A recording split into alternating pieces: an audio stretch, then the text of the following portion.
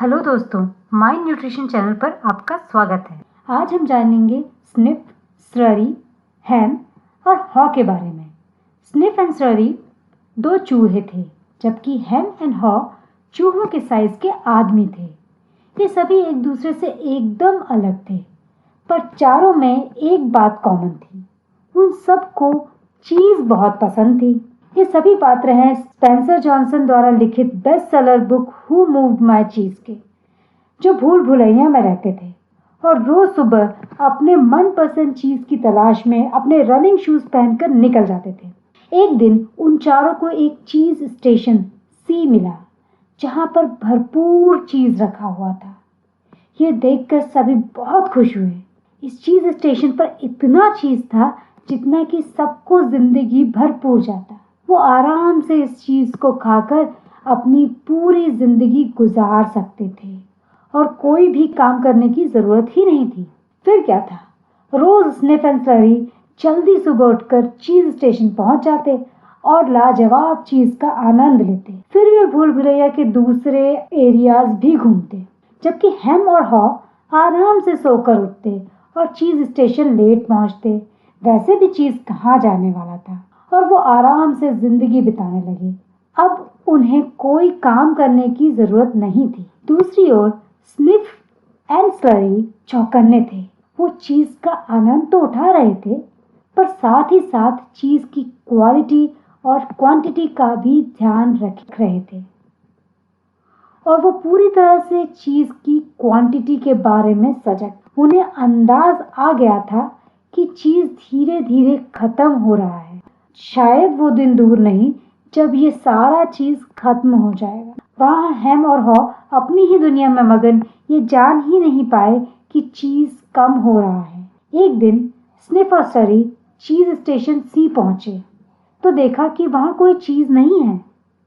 लेकिन इससे वो ज्यादा हैरान नहीं हुए। वे तो पहले से ही इस सिचुएशन के लिए तैयार थे। उन्हें कोई आश्चर्य नहीं हुआ, ना ही वे दुखी हुए। उन्होंने तो ये पहले से ही अंदाजा लगा लिया था कि ऐसा जरूर होगा। वो बिना समय गवाए दूसरे चीज स्टेशन की तलाश में निकल पड़े। लेकिन जब हैम और हॉ चीज स्टेशन पहुंचे तो वहां का नजारा देखकर दंग रह गए। वहां तो चीज था ही नहीं। हैम ये बर्दाश्त नहीं कर पाया और गुस्से में लाल पीला होने लगा। वो चिल्लाया, हु मूव्ड माय चीज?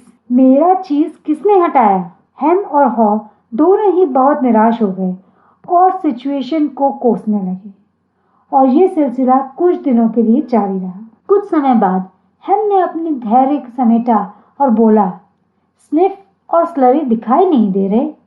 कहीं वे चीज ढूंढने कहीं और तो नहीं चले गए? क्यों ना हम भी बाहर जाकर नए चीज स्टेशन खोजें? हॉ डिसएग्रीमेंट में बोला, वो तो सिर्फ चूहे हैं, उनमें अकल ही कहाँ है। हम इंसान हैं, उनसे कहीं ज्यादा समझदार हैं। हम अपने दिमाग के इस्तेमाल से सब कुछ पहले जैसा कर देंगे। हमें बाहर जाने की जरूरत नहीं। वहां दूसरी ओर स्निफ एंड स्लरी रोज नए चीज स्टेशन की खोज में निकल जाते, हर दिन किसी नए रास्ते को एक्सप्लोर करते और आखिर एक दिन उन्हें एक नया चीज स्टेशन एन मिला। इस चीज स्टेशन पर पहले चीज स्टेशन से भी ज्यादा चीज रखा हुआ था। दोनों बहुत खुश हुए और खुशी खुशी रहने लगे। हैम एंड हॉ अब तक अपने चीज के गायब होने का दुख मना रहे। वो दूसरों को दोषी ठहरा रहे थे, दुखी हो रहे थे और अफसोस जता रहे थे। हॉ ने फिर कहा, चलो हम भी नए चीज तलाशते हैं। पर हैम का मानना था कि ये बहुत रिस्की हो सकता है। वो बोला, भूल भुलैया खतरों से भरा हुआ है और हमें यहाँ का कंफर्ट छोड़कर नहीं जाना चाहिए। यहाँ पर कितना आराम है, और अगर हम मेज में जाकर खो गए तो? और अगर अंदर चीज ही नहीं हुआ तो? नहीं नहीं, हम कहीं नहीं जाएंगे। आखिरकार दोनों खाली पेट घर लौट जाते हैं और इसी प्रकार हैम के कहने पर दोनों इस आशा में कि शायद चीज वापस आ जाएगा, रोज उस चीज स्टेशन पर जाते और चीज न मिलने पर खाली हाथ घर लौट जाते। वो इतना फ्रस्ट्रेट हो गए कि उन्होंने सोचा कि कहीं चीज जमीन के नीचे तो नहीं छुपा है।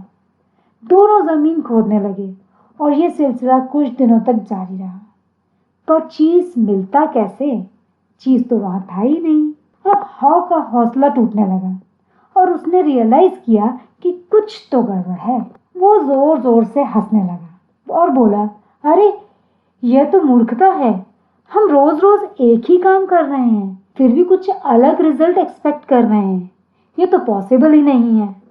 अब तो हमें भूल भुलैया में जाना चाहिए और नया चीज ढूंढना चाहिए।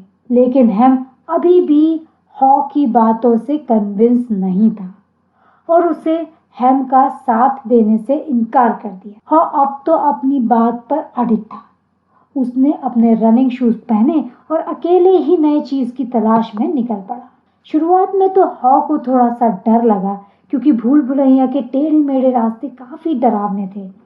लेकिन धीरे धीरे उसका डर कम होता गया। वो हिम्मत के साथ आगे बढ़ता रहा। अब उसको भूल भुलैया के रास्ते ठीक लगने लगे।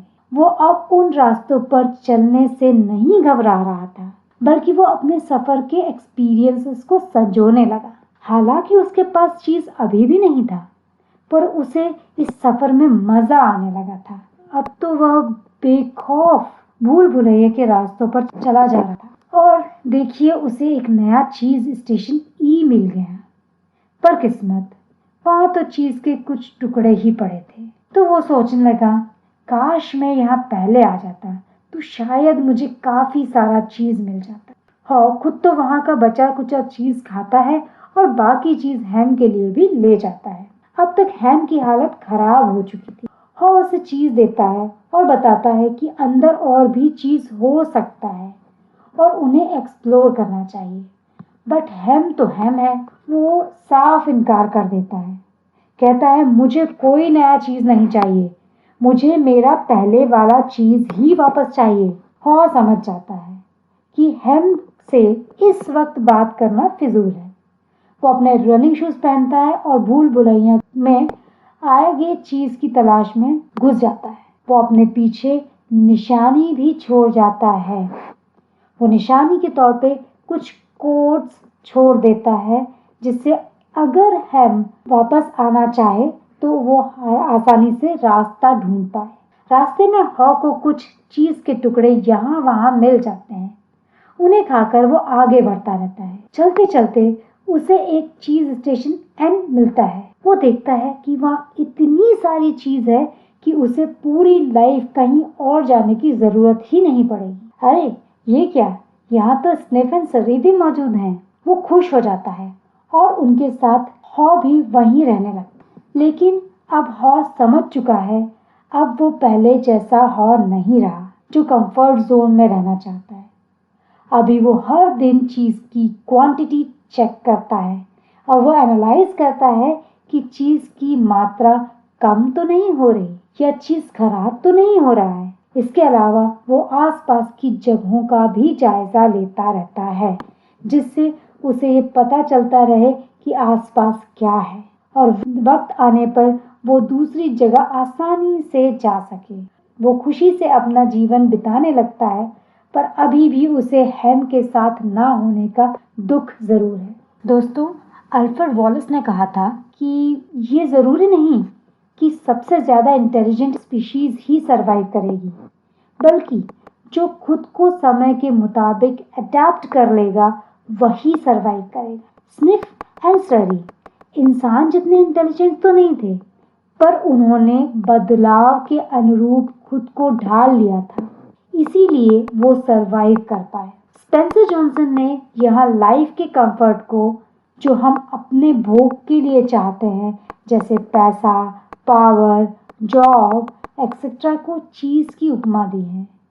और भूल भुलैया उस जगह को कहा है जहाँ हम अपने सुखों को ढूंढते हैं। इस स्टोरी के द्वारा स्पेंसर जॉनसन ने हमें बहुत ही खूबसूरत लेसन्स बताए हैं। तो चलिए जानते हैं इस स्टोरी के 5 महत्वपूर्ण लेसन। पहला, चेंज हैपन्स, चीज can be changed at any time. दोस्तों, चेंज यानी बदलाव प्रकृति का नियम है। आपकी अच्छी सिचुएशन कभी भी बदल सकती है, तो get prepared for the situation. Lesson number 2, anticipate change, get ready for cheese to be moved. समझदार वही है जो पहले से ही समझ जाए कि चेंज आने वाला है, इससे वो उस चेंज के अकॉर्डिंग अडेप्ट होने के लिए खुद को तैयार कर पाएगा। Lesson number 3, monitor the change, keep smelling the चीज। हमेशा भांपते रहें कि घर या ऑफिस आदि में कोई चेंज तो नहीं आने वाला है। अगर आप हेम और हॉ की तरह अपनी कंफर्ट जोन में बैठे रहेंगे तो आलसी हो जाएंगे और समय से चेंज के लिए खुद को अडॉप्ट नहीं कर पाएंगे। Lesson number 4, adopt to change quickly. अगर लाइफ में कुछ चेंज आ रहा है तो जल्दी से उस बदलाव के लिए खुद को अडॉप्ट कर लें। Lesson number 5, enjoy the change. Change को बोझ ना समझें। अगर आप ऐसा करेंगे तो लाइफ आपको डिफिकल्ट लगेगी, इसलिए चेंज को एंजॉय करना सीखें। तो ये था माइंड न्यूट्रिशन आपके लिए बुक हु मूव्ड माय चीज से। ऐसी अमेजिंग बुक्स की समरीज के लिए हमारे चैनल पर बने रहिए और बेहतरीन बुक्स का लाभ उठाने के लिए लाइक और शेयर करिए। हमारे चैनल को सब्सक्राइब करके हमें और भी बुक की समरीज बनाने के लिए प्रेरित करें। मिलते हैं अगली बुक की समरी में। धन्यवाद।